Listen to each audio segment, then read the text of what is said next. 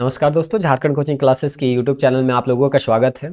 यदि लगातार आप लोग हमारे इस वीडियो सीरीज को देख रहे होंगे तो आप लोगों को पता होगा कि कला और संस्कृति प्राचीन भारत के संदर्भ में काफ़ी महत्वपूर्ण रोल अदा करता है।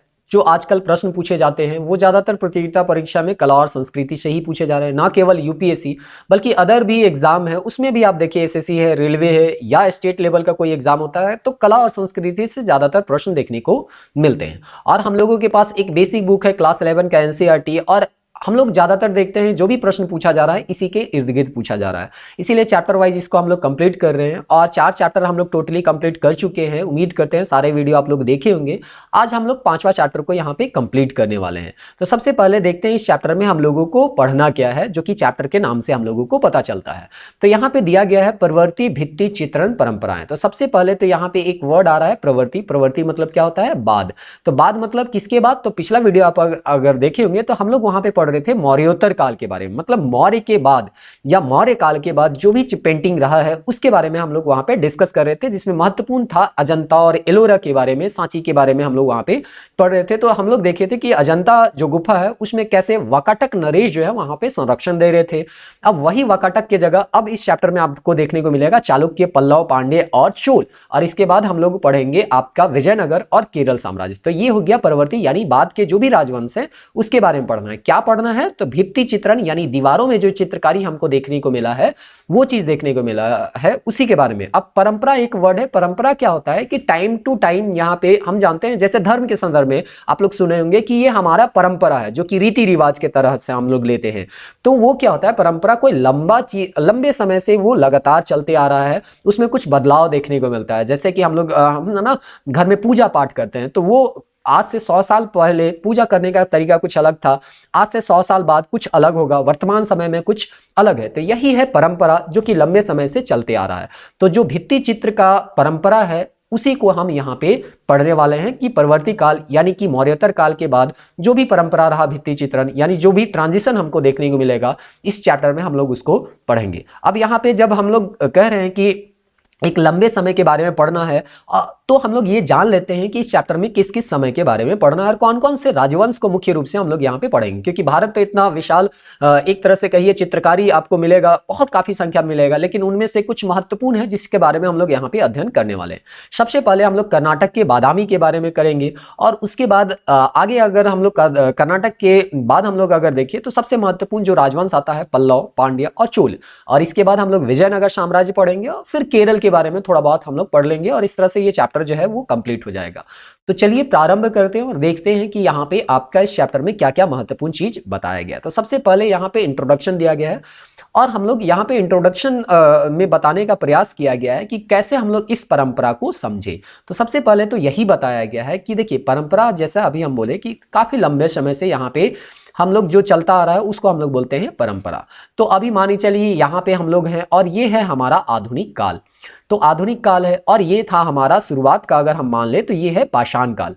तो इस तरह से अब पाषाण काल से हम आधुनिक काल तक कैसे आए उसके लिए सबसे पहले हम लोग मौर्य काल पढ़े, फिर मौर्योत्तर काल पढ़े। अब हम मौर्योत्तर काल के बाद यहाँ पे जो भी काल रहा है जिसको प्रवृत्ति के नाम से जान रहे हैं, अलग अलग राजवंश में हम लोग पढ़ेंगे। तो इसको जब हम लोग पढ़ेंगे तब तो हमको पता चलेगा कि हम पाषाण काल से कैसे आधुनिक काल तक पहुंचे और क्या हम लोगों को परिवर्तन देखने को मिला। इसीलिए कहा जाता है कि इस प्रवृत्ति काल में जो भी आपको पुरातात्विक अवशेष मिले हैं वो काफी महत्वपूर्ण है इस परंपरा को समझने के लिए। तो उसी को पहला पैराग्राफ में जो है वो इंट्रोडक्शन के तौर पे आपको बताया गया है। जैसे कि यहाँ पे बताया गया है कि अजंता के बाद भी चित्रकला के बहुत कम पुरा स्थल बचे हुए हैं, मतलब अजंता के बाद आपको उतना ज्यादा पुरा स्थल नहीं मिला है जितना मिलना चाहिए था, नष्ट हो चुका है।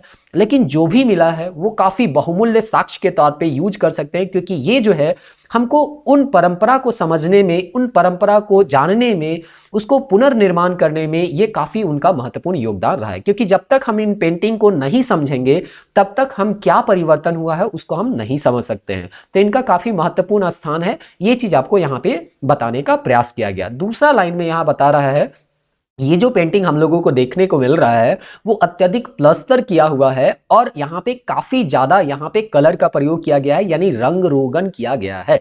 तो जो पहला का पेंटिंग था उसके तुलना में काफी यहाँ पे ज्यादा आपको कलर देखने को मिलेगा। दूसरा चीज है यहाँ पे प्लस्तर किया हुआ है, यानी कि चिकना किया गया है और चिकना करके यहाँ पे पेंटिंग बनाने का प्रयास किया गया है।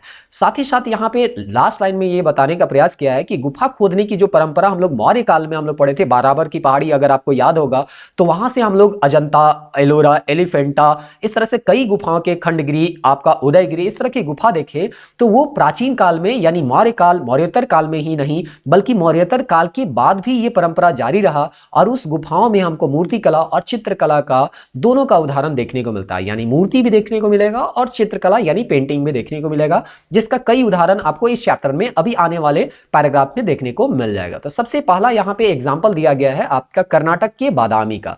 जो कर्नाटक में जो बादामी स्थल है वहां पे एक गुफा पाया गया है जिसको हम लोग बादामी का, है ना, या गुफा के नाम से हम लोग वहां पे जानते हैं। लेकिन सबसे पहले यहाँ पे थोड़ा सा आपको जान लेना चाहिए कि कर्नाटक में जो बादामी था वो चालुक्य वंश या चालुक्य राजाओं का राजधानी रहा था। तो सबसे पहले तो ये प्राचीन भारत के संदर्भ में भी याद रखिएगा कि कर्नाटक में अगर आप देखिए तो यहाँ पे चालुक्य वंश का राजधानी रहा था जिसका नाम था बादामी।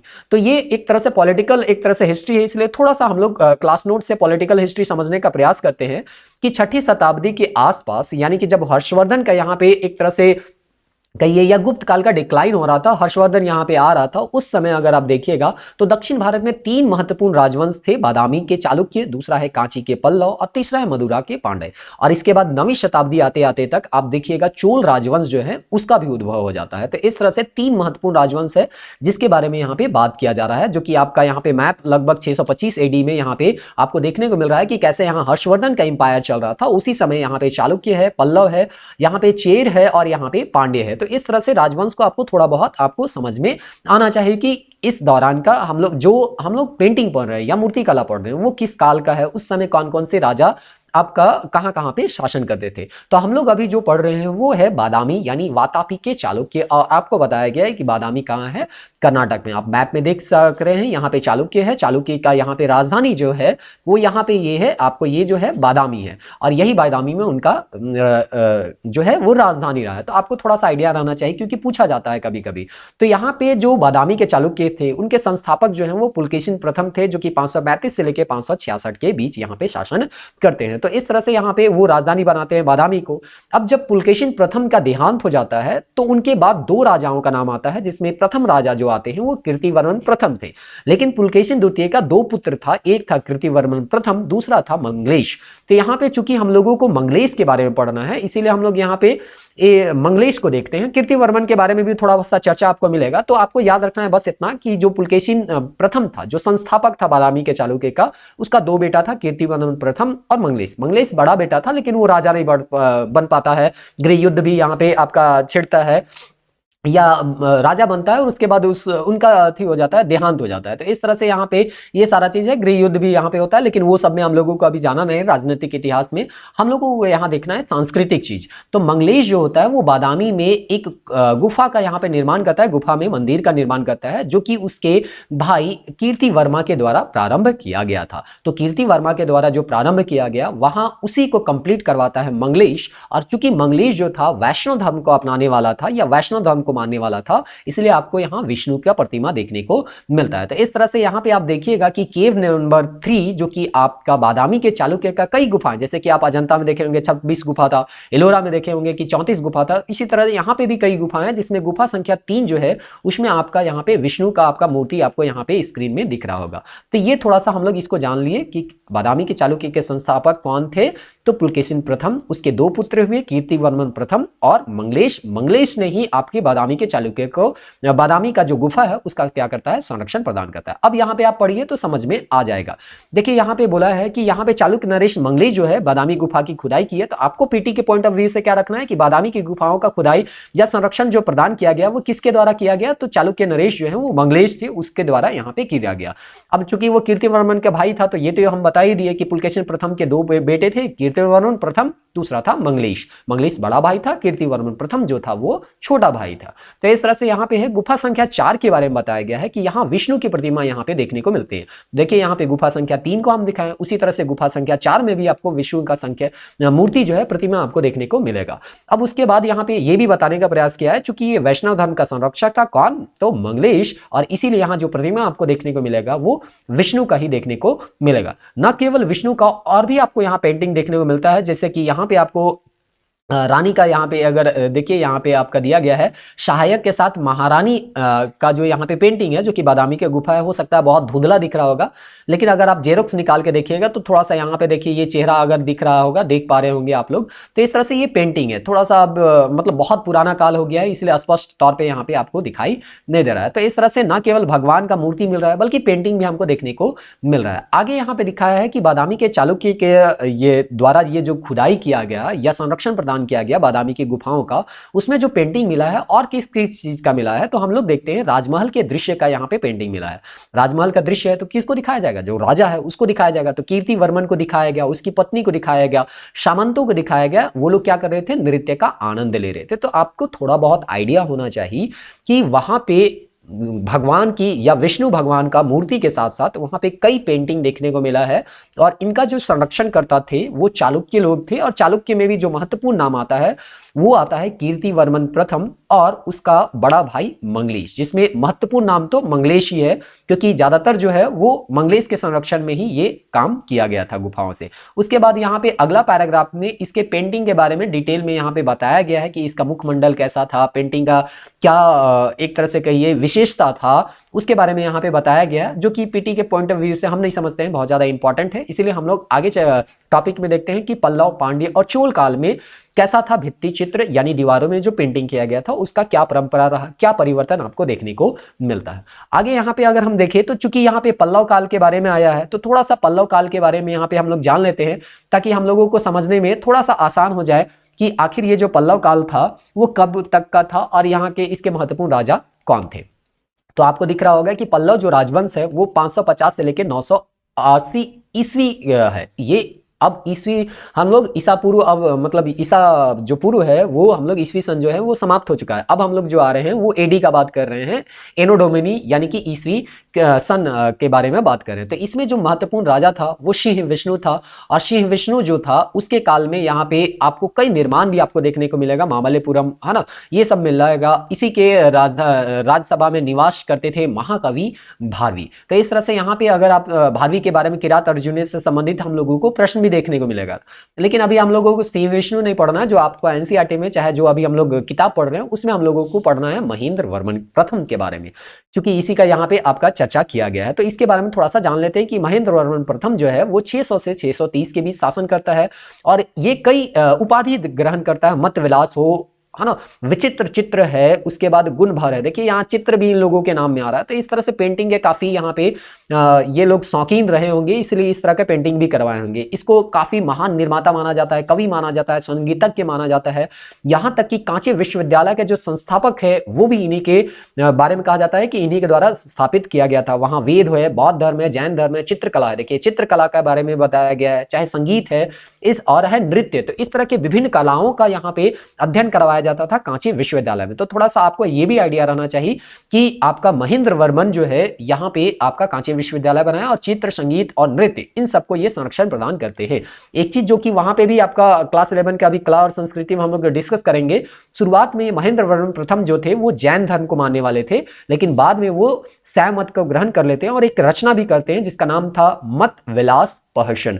तो ये संस्कृत में एक नाटक है। तो आप लोगों को साहित्य से भी प्रश्न पूछा जाता है तो थोड़ा बहुत आइडिया रहना चाहिए कि हाँ पल्लव वंश का एक राजा था महेंद्र वर्मन, जिसमें कांची विश्वविद्यालय बना, जिसमें विभिन्न प्रकार की शिक्षाएं वहां पे दी जाती थी, चाहे वो वेद हो, बौद्ध है, जैन है, चित्रकला है, संगीत है, नृत्य है। इनके द्वारा शैव मत ग्रहण किया गया और मत विलास प्रहसन एक संस्कृत नाटक भी लिखा गया। अब यहाँ पे आप पढ़े तो आपको यहाँ पे समझ में आएगा कि जो बोला जा रहा है यहाँ पे। तो सबसे पहले तो यहाँ पे बताया गया है कि महेंद्र वर्मन प्रथम जिसने 7वीं शताब्दी में राज किया। 7वीं शताब्दी क्यों बोला जा रहा है, क्योंकि ये जो है वो 600 से 630 के बीच किया है, और जो कि 7वीं शताब्दी के अंतर्गत आता है। अब यहाँ पे बोलता है उनके काल में पनाम लई, फिर है मंडकपट और कांचीपुरम, तीनों के तीनों कहाँ पे है? तमिलनाडु को। तो आपको याद क्या करना है? ये नाम याद करना है। पनामलई हो गया, मंडकपट हो गया, कांचीपुरम जो हो गया, ये कहाँ पे है? तमिलनाडु से संबंधित है। और इन मंदिरों का निर्माण जो है महेंद्र वर्मन प्रथम, जो कि पल्लव राजवंश से संबंधित थे, उनके द्वारा यहाँ पे इनको बनवाया गया था। उसके बाद यहाँ पे दिया गया है मंडकपट शिलालेख में कहा गया है महेंद्र वर्मन प्रथम अनेक उपाधियों से विभूषित था, जो कि हम लोग यहाँ पे भी पढ़ चुके हैं। मत विलास हो, चाहे विचित्र चित्र है या गुणभर है, उसी को यहाँ पे दिया है विचित्र चित्त करके है। इसका मतलब क्या है? जिज्ञासु मन वाला, कि जो जानने का बहुत ज्यादा अपना इच्छा रहता हो। फिर है चित्रकार पुली है, देखिए सब में चित्र चित्र आ रहा है ना, तो इस तरह से हम लोग जान सकते हैं कि ये जो है इससे प्रभावित रहे होंगे, इसीलिए अपना उपाधि जब लेते थे तो इस तरह से ये लोग रहते थे। कलाकार केशरी है, उसके बाद चैत्यकारी है, जो कि मंदिर का निर्माता है। तो अपने आप को मंदिर निर्माता, अपने आप को जिज्ञासु मन वाला बताना चाह रहे थे कौन? महेंद्र वर्मन। और इसीलिए तो ये एक महत्वपूर्ण विश्वविद्यालय, कांची विश्वविद्यालय का निर्माण भी करते हैं, और एक किताब भी या एक यहाँ पे नाटक भी लिखते हैं। और ये नाटक जो है वो संस्कृत में नाटक लिखा जाता है। तो ये चीज को भी ध्यान रखिएगा, क्योंकि हम लोग अभी दक्षिण भारत पढ़ रहे हैं, तो हो सकता है कभी कंफ्यूजन हो जाएगा कि कर्नाटक के बारे में पढ़ रहे हैं, तो हो सकता है कन्नड़ में लिखा गया है, लेकिन नहीं, ये संस्कृत में लिखा गया नाटक था, मत विलास प्रहसन। आगे हम लोग यहाँ पे देखते हैं कि और इसके बारे में क्या दिया गया है। तो यहाँ पे इनका कला के संदर्भ में बहुत दिलचस्पी था, इस तो नाम से भी हम लोगों को पता चल रहा है। इनके काल में कई मंदिर और देवालय पाए गए हैं। देवालय कहने का मतलब क्या है? मंदिर को ही बोला गया है, कि जो देवताओं का घर होता है देवालय हो गया, तो वो मंदिर में ही हम लोग जान सकते हैं। आगे दिया गया है पनामलई देवी की आकृति लालित्यपूर्ण है, तो इस तरह से याद रखिएगा, तमिलनाडु से संबंधित है।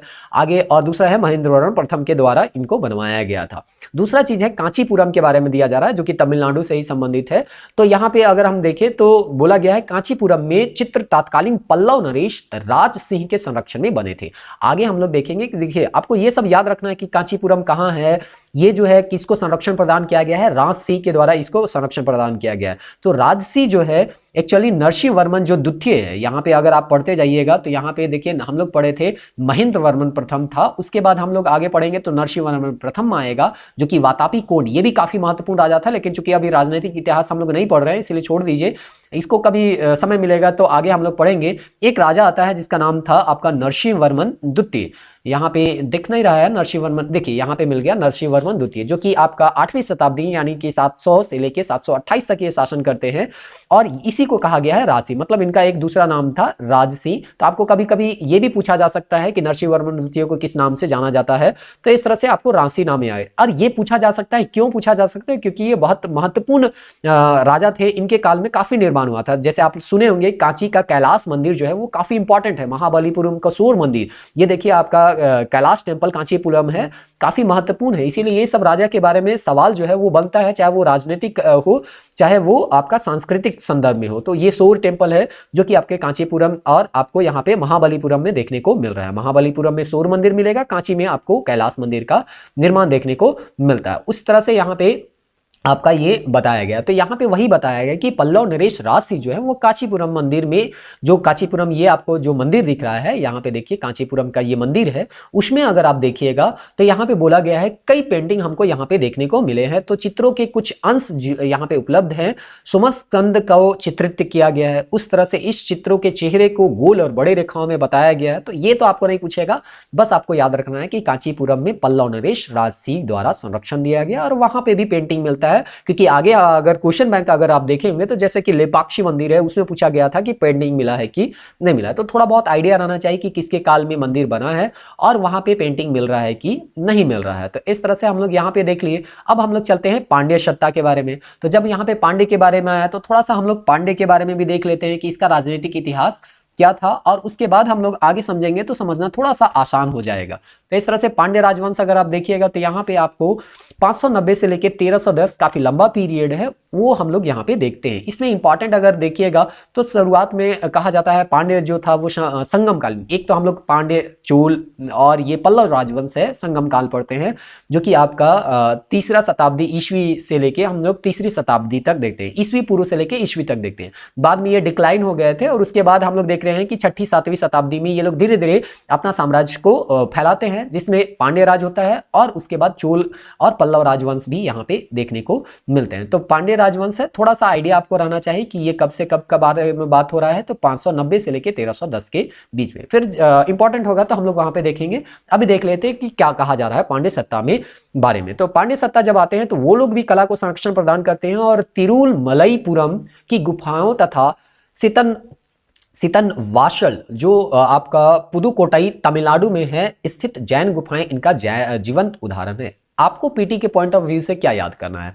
आपको याद करना है कि ये जो तिरुमलईपुरम जो है उसका गुफा कहाँ है। जैसे अजंता आप जान रहे हैं, एलोरा जान रहे हैं, बादामी जान गए, उसी तरह से अगर डीपली जाके पूछना चाहे तो यहाँ पे पूछ सकता है तिरुमलईपुरम की गुफा जो है वो कहाँ पे आपको पाया जाता है, तो ये तमिलनाडु में पाया जाता है और ये किसको समर्पित है। तो जैसे अभी हम लोग देखिए बादामी में विष्णु का मूर्ति मिलता है, तो यहाँ पे जैन गुफाएं यानी कि ये जैन धर्म को समर्पित थे। आगे अगर हम देखेंगे तो यहाँ पे बोला गया है तिरुमलईपुरम में कुछ चित्रों की कुछ टूटी हुई प्रति देखी जा सकती है, मतलब यहाँ पे पेंटिंग था लेकिन वो नष्ट हो चुका है। तो ये चीज आपको यहाँ पे समझाने का प्रयास किया जा रहा है। तो यहाँ पे दिखाया गया बरामदे के खंभे पर नाचती हुई स्वर्गीय परियों की आकृति यहाँ पे देखी जा सकती है। तो ये सब है, थोड़ा सा आपको याद रहना चाहिए कि तिरुमलईपुरम जो है वो कहाँ पे है, तमिलनाडु में। किसको समर्पित है? जैन गुफा। कौन इसको संरक्षण प्रदान किए? तो पांड्य सत्ता के द्वारा या पांड्य राजाओं के द्वारा इनको यहाँ पे संरक्षण प्रदान किया गया है। और इसमें ज्यादा आपको परेशान होना नहीं। यहाँ पे देखिए देवी जो है 7वीं शताब्दी ईस्वी पनामलई जो है उसके बारे में यहाँ पे दिया गया है, जो कि यहाँ पे यहाँ पे आपको ये सारा चीज यहाँ पे हम लोग देखें। पनामलई देवी जो है देखिए यहाँ पे जो है ये महेंद्र वर्मन के द्वारा यहाँ पे जो बनाया गया था उसके बारे में यहाँ पे दिया गया है। तो आप फोटो को भी देखिए और उसके बाद किसके द्वारा बनाया गया है या संरक्षण किन राजाओं के द्वारा दिया गया, ये थोड़ा बहुत आपको आइडिया होना चाहिए। आगे यहाँ पे बोलता है कि चोल नरेश के शासन काल में भी ये जो आकृति रहा या पेंटिंग रहा उसको सजाने संवराने का जो परंपरा रहा वो जारी रहा।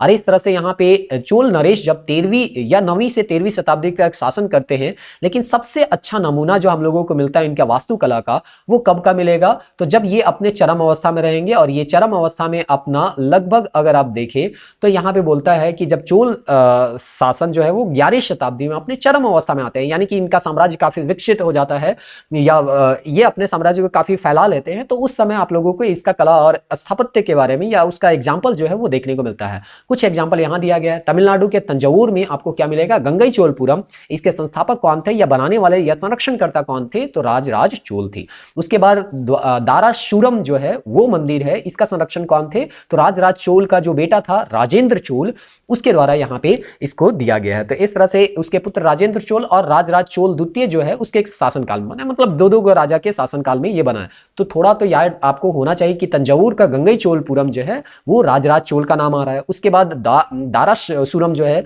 वो राजा चोल राजवंश के ही नाम आ रहे हैं, राजेंद्र चोल और राजराज चोल। अब जैसे चोल आया है तो थोड़ा सा हम लोग यहाँ पे देख लेते हैं कि चोल राजवंश के बारे में क्या राजनीतिक इतिहास रहा है, तो ये भी आपको थोड़ा सा बेसिक आइडिया हो जाएगा कि कब के बारे में हम लोग पढ़ रहे हैं। तो ये जो चोल राजवंश है वो 850 से लेके आपका 1279 के बीच में है। लेकिन 11वीं शताब्दी में आपको कहा गया है कि ये ज्यादा अपने आप को विकसित कर पाते हैं। तो शुरुआत में देखिए यहाँ पे विजयालय लोग थे, तो इनका ये पल्लव के सामंत थे। और पल्लव जब समाप्त होता है या एक तरह से कहिए कि उन्हीं का साम्राज्य को अधिकार करके ये अपने साम्राज्य का विस्तार करते हैं। धीरे धीरे विजयालय है, आदित्य प्रथम है, ये सब का नाम याद नहीं करना है, थोड़ा बहुत आपको आइडिया रखना है कि ये सब चोल वंश से संबंधित थे। यहाँ सबसे महत्वपूर्ण राजा जो आता है वो है राजराज प्रथम। और इसी के कारण में आप देखिए 985 से लेके 1005 है। इसीलिए कहा गया है कि राजराज प्रथम के काल में ही आपका चोल राजवंश जो है वो काफी विकसित होता है और इसका साम्राज्य जो है काफी फैल जाता है। और इसके बारे में बहुत आप पढ़ सकते हैं, लेकिन फिलहाल हम लोग जैसा कि बताया गया है कि राजनीतिक इतिहास नहीं पढ़ रहे, इसलिए इनका सैनिक अभियान हम लोग अभी नहीं पढ़ेंगे। ये जो है दक्षिण पूर्व एशिया में भी है ना जाते हैं। और उसके बाद राजेंद्र चोल है, इनका बेटा जो है वो भी यहाँ पे दक्षिण पूर्व एशिया में काफी जाता है। तो अगर हम यहाँ पे देखें कि ये काफी युद्ध किए थे और वहां पे जीते भी थे, लेकिन हम लोग को युद्ध में जाना नहीं है, फिलहाल हम लोगों को देखना है इसका सांस्कृतिक पक्ष। तो ये शिव के अनन्य भक्त थे और इसीलिए यहाँ पे ये जो बनाए थे राजराजेश्वर का आपका भव्य मंदिर यहाँ पे बनाते हैं। और ये जो है यहाँ पे आपके बाद में यहाँ पे देखिए यहाँ पे बोला गया है उसने श्री विजय तथा शैलेंद्र शासक श्रीमार विजयो गंतक वर्मन को नागपट्टनम में एक बौद्ध विहार बनवाने के लिए उत्साहित किया था, तो स्वयं विष्णु मंदिर का भी निर्माण करवाया। मतलब शिव का भक्त था, शिव बनवाया था, विष्णु के बारे में बताता है। तो इस तरह से यहाँ पे दिया गया है।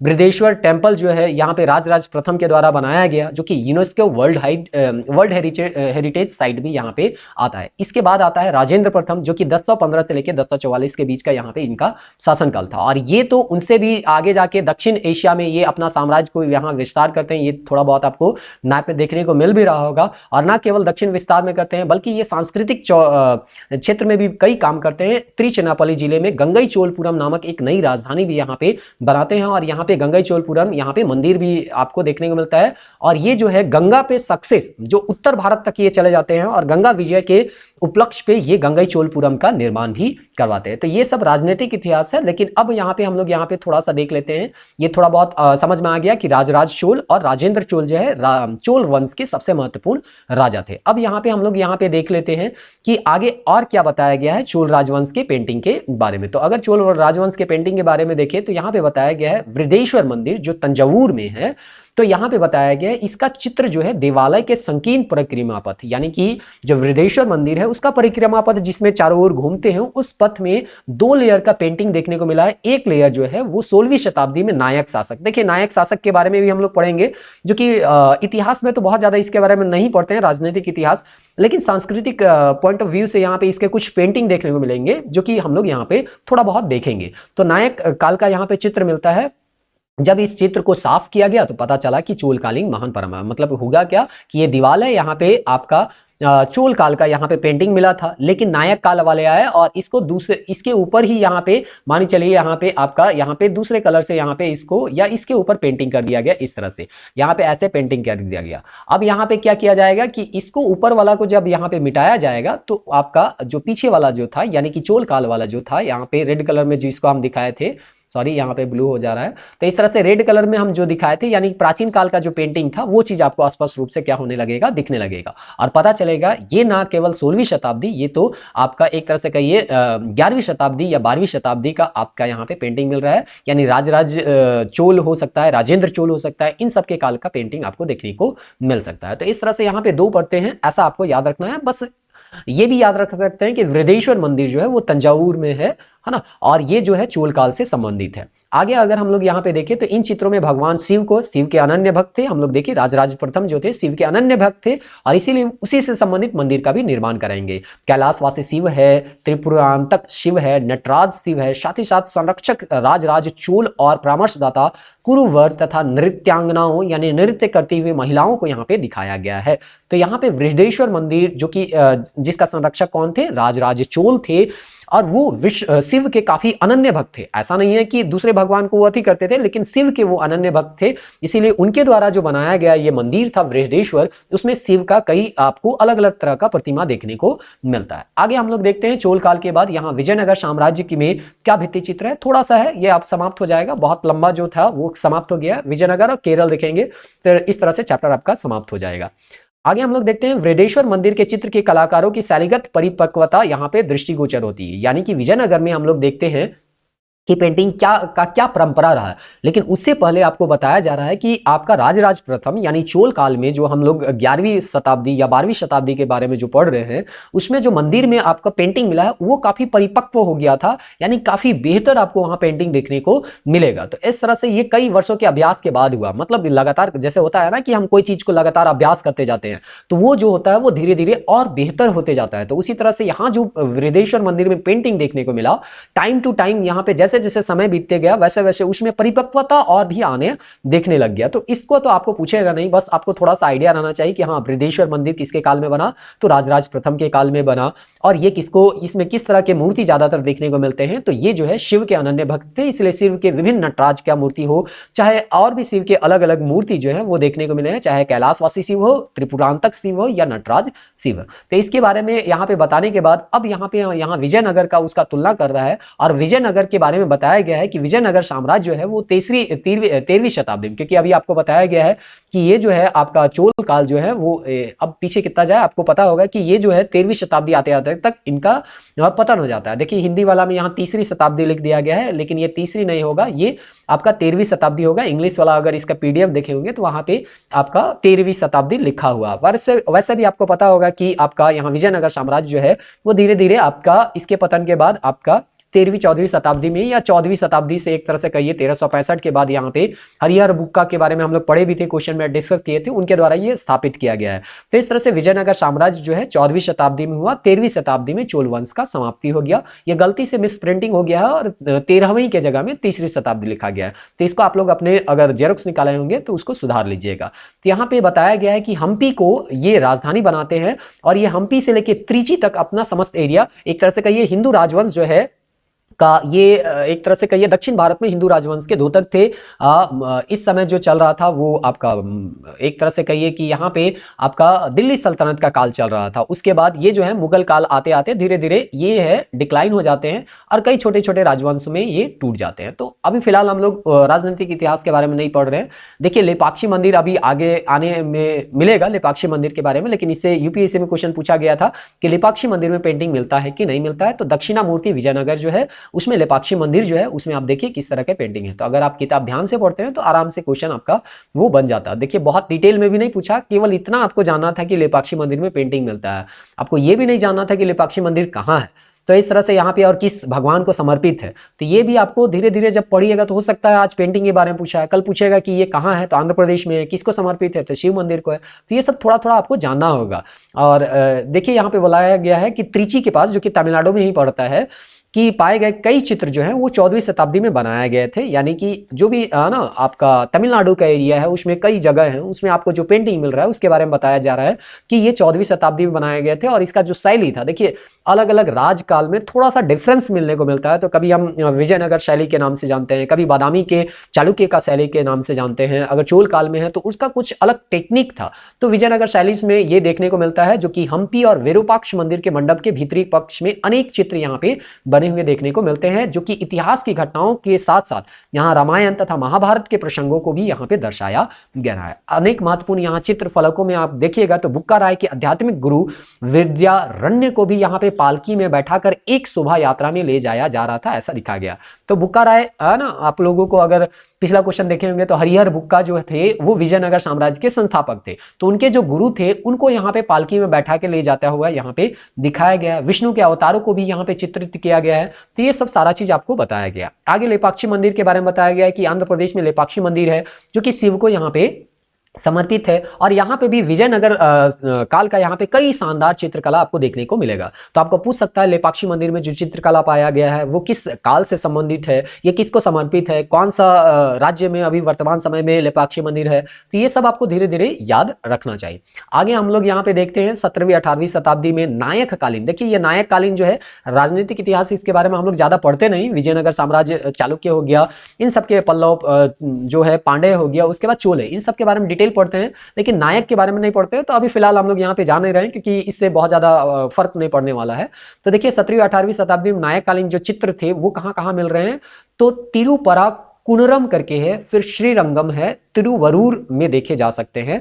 फिर यहाँ पे दिया है तिरुपरा कुनरम जो है दो अलग अलग कालों यानी 14वीं शताब्दी से लेकर 17वीं शताब्दी तक के चित्र पाए जाते हैं। यानी कि ये लंबा समय का चित्र यहाँ पे देखने को मिल रहा है, 14वीं से लेकर आपके 17वीं शताब्दी तक यहाँ पे देखने को मिल रहा है। यहाँ पे जो आरंभिक चित्र थे वो किसके थे, शुरुआती यानी 14वीं शताब्दी में वो था वर्धमान महावीर का जीवन से संदर्भित है, यानी कि हम कह सकते हैं जैन धर्म से संबंधित है। नायक कालीन जो चित्र है वो बाद में महाभारत और रामायण के प्रसंग और कृष्ण लीला के दृश्य भी चित्रित किए गए हैं। तो कहने का मतलब आपको थोड़ा सा कॉन्सेप्ट रखना है कि जैन धर्म से संबंधित भी पेंटिंग मिल रहा है, आपको रामायण महाभारत कृष्ण से संबंधित भी मिल रहा है, उसी तरह से यहाँ पे दिया है तिरुवरुवर में एक चित्रफलक में मुचुकुंद की कथा भी चित्रित की गई है। तो इस तरह से ये सारा चीज आपको दिया गया है कि थोड़ा बहुत आपको आइडिया होना चाहिए। और यहाँ पे दिया गया है, देखिए लेपाक्षी मंदिर का ये पेंटिंग है, यहाँ पार्वती और उनकी सहायिका वीरभद्र मंदिर का ये आपका यहाँ पे एग्जाम्पल दिया गया है। तो इस तरह से यहाँ पे आपको काफी महत्वपूर्ण चीज है जो कि आपको इस किताब में देखने को मिलता है। अगर ध्यान से पढ़िएगा तो इतना चीज आपको दिया गया है कि इसी को रिवाइज करके याद करना मुश्किल है, तो आप इधर उधर की किताब में भागने से कोई फायदा नहीं होगा। आगे हम लोग देखते हैं चिदम्बरम तमिलनाडु में अनेक ऐसे चित्रफलक है जो कि शिव और विष्णु से संबंधित यहाँ पे है। तो आपको याद रहना चाहिए कि केवल शिव नहीं है, केवल विष्णु नहीं है, यहाँ पे जो तमिलनाडु का चिदम्बरम में आपको शिव विष्णु दोनों के कथाओं से संबंधित है। और इसका एग्जाम्पल भी आपको यहाँ पे देखने को मिला है कि शिव को भिक्षाटन मूर्ति के रूप में और विष्णु को मोहिनी के रूप में, जो आपको अमृत वाला कहानी आप सुने होंगे कि देवता और कैसे समुद्र मंथन हुआ था, तो उसमें मोहिनी का रूप धारण किए थे। तो उस समय शिव का भिक्षाटन मूर्ति और विष्णु का मोहिनी मूर्ति के रूप में चिदम्बरम का तमिलनाडु में यहाँ पे पेंटिंग देखने को मिला है। तमिलनाडु में ही अगर आप आर्काड जिले के चेंगम स्थल पर जाइएगा तो श्री कृष्ण मंदिर में 60 ऐसे चित्रफलक है जिनमें कथाओं का चित्रण किया गया है। तो काफी चित्र यहाँ पे देखने को मिलता है जो कि नायक चित्रकला के पूर्ववर्ती चरण के निर्मूल है। मतलब नायक जो चित्रकला था उसके बाद का ये है, मतलब जब वो है ना अंतिम समय में आ गया होगा तब का ये पेंटिंग देखने को मिल रहा है। तो इस तरह से यहाँ पे ये सारा चीज दिया गया है। अब अंतिम पैराग्राफ यहाँ पे हम लोग देखते हैं केरल से संबंधित दिया गया है। तो केरल के चित्रकार जो है वो 16वीं से 18वीं शताब्दी के दौरान स्वयं को अपनी ही तरह का चित्रात्मक भाषा शैली और तकनीक का विकास कर चुके थे। मतलब जो भी हमको परंपरा देखने को मिल रहा है उसमें यहाँ पे काफी डिफरेंस देखने को मिलता है। और यहाँ पे बोलता है इनका जो भाषा था वो चित्रात्मक हो गया था और एक नया ही टेक्निक आपको देखने को मिलता है। समय काल जो दिया है 16वीं से 18वीं शताब्दी तक, यानी कि आप 1700 के काल तक आ गए हैं। 18वीं शताब्दी मतलब क्या हुआ, 1701 से लेकर 1799 तक का काल को हम 18वीं शताब्दी के अंतर्गत रख रहे हैं। इसमें अगर आप देखिएगा तो किन तत्वों को इसमें समावेशित किया गया, तो यहाँ पे कथकली को किया गया, उसके बाद कलम एजुथु कराया गया। ये कलम एजुथु क्या है, तो केरल के अनुष्ठान के समय भूमि पर की जाने वाली चित्रकला। जैसे आप लोग घर में देखे होंगे पूजा पाठ जब होता है तो जो तुलसी पीढ़ा जो हम लोग बोलते हैं गांव घर में, उसके सामने आप देखिएगा किसी तरह का यहाँ पे पेंटिंग किया जाता है। तो इस तरह से यहाँ पे आपका जो चित्रकारी किया जाता है उसी का एक वहां पे नाम है कलम एजुथु। तो ये जो है आपको थोड़ा आइडिया होना चाहिए कि ये कलम एजुथु क्या है, कहाँ से संबंधित है। तो आपको हो सकता है इस तरह के क्वेश्चन देखने को मिलेंगे। तो इस तरह से जैसे समकालीन परंपराओं से प्रभावित था, यानी कि कथकली से प्रभावित था, है ना, फिर कलम एजुथु से यहाँ पे जो चित्रकारी था वो परंपरा ये इसे एक तरह से कह सकते हैं प्रभावित था। दूसरा चीज यहाँ का जो पेंटिंग था वो त्रिआयामी आपको देखने को मिलता है। पूजा गृह के दीवार और मंदिर के मेहराबदार दीवार में इस तरह के पेंटिंग देखने को मिलते हैं। जैसे मंदिर जाते हैं ना तो मंदिर के अंदर जो कमरा रहता है उसमें आप देख सकते हैं बहुत सारे पेंटिंग किया हुआ रहता है। तो उसी पूजा गृह के दीवार हो गया, उसका मेहराब हो गया, उस सब में यहाँ पे आपको देखने को मिलता है। वेणुगोपाल श्री राम मंदिर त्रिप्रयार करके यहाँ पे आपको पेंटिंग देखने को मिल रहा होगा। अब हम लोग यहाँ पे देखते हैं, अब समाप्त हो ही गया, लगभग एक पैराग्राफ अब लगभग बाकी है। देखते हैं, यहाँ बोलता है चित्रित अधिकांश, यहाँ पे जो भी आपको केरल में जो भी चित्र आपको देखने को मिला है, यहाँ का जो कहानी है, आख्यान है, वो हिंदू धार्मिक कथाओं तथा पौराणिक कथाओं के प्रसंगों पर आधारित है। तो इस तरह से यहाँ पे आपको जैन, बौद्ध, इस सबसे ज्यादा यहाँ पे जो अधिकांश चित्र देखने को मिलता है वो हिंदू धर्म के कथाओं, धार्मिक कथाओं और पौराणिक कथाओं से संबंधित है, चाहे वो रामायण हो चाहे वो महाभारत हो। इसी तरह से केरल के भित्ति चित्र में 60 से अधिक ऐसे स्थल पाए गए हैं जिसमें से 3 काफी महत्वपूर्ण हैं। और 3 महल जो है वो कौन है, कोची का डच महल। तो थोड़ा सा याद रखें, ऐसे कोची तो बहुत फेमस है इसीलिए आपको याद करना भी नहीं होगा, लेकिन बाकी याद है। कायमकुलम है, फिर है कृष्णापुरम महल और पद्मनाभपुरम महल जो है, ये कम से कम आपको याद रहना चाहिए कि ये किससे संबंधित है, तो केरल से संबंधित है। और इसमें रामायण महाभारत काल के कई यहाँ पे पेंटिंग आपको देखने को मिले हैं। और इस तरह से अगर आपका यहाँ पे सवाल बनता है तो आप उसका जवाब दे सकते हैं। जिन स्तर पर केरल की भित्ति चित्र की परंपरा की परिपक्वता अवस्था दृष्टिगोचर होती है, कहने का मतलब अगर यहाँ पे अगर हम देखें, चाहे कोची का डच महल हो, चाहे कायमकुलम का कृष्णापुरम महल हो, चाहे पद्मनाभपुरम का महल हो, इसमें अगर हम जाके देखते हैं तो यहाँ देखते हैं कि काफी पेंटिंग जो है वो परिपक्व हो चुका था। जैसे कि आपको यहाँ पे बगल में यहाँ पे देखिए कि है ना, यहाँ पे पुंडरीकपुरम का जो कृष्ण मंदिर है, यहाँ पे थोड़ा सा हम इधर करते हैं तो आपको दिखाई देगा, ये जो कृष्ण मंदिर है यहाँ का पेंटिंग हम देखिए, गोपिकाओं के साथ बांसुरी बजाते हुए श्री कृष्ण जो है, यहाँ पुंडरीकपुरम जो है उसका यहाँ पे पेंटिंग आपको देखने को मिल रहा होगा। तो देखिए यहाँ कलर जो है काफी यूज किया गया है, काफी परिपक्व है। जैसे आधुनिक समय समय में पेंटिंग होता है उस समय भी इस तरह का पेंटिंग किया गया था, जो कि वर्तमान समय तक भी अभी बचा हुआ है। तो इस तरह से काफी महत्वपूर्ण पेंटिंग था उस समय का, या एक तरह से कहिए चित्रकारी अपनी परिपक्व अवस्था में पहुंच चुका था।